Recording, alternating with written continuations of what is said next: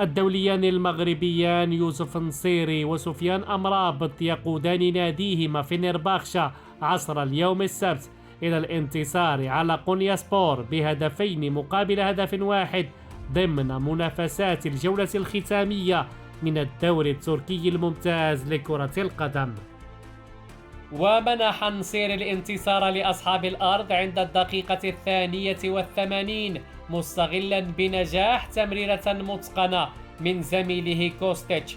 وكان أمرابط قبل ذلك ب7 دقائق صنع تمريرة هدف التعادل للفريق الأزرق والأصفر الذي حمل توقيع كهفيتشي بتمريرة حريرية على بعد أكثر من 50 مترا.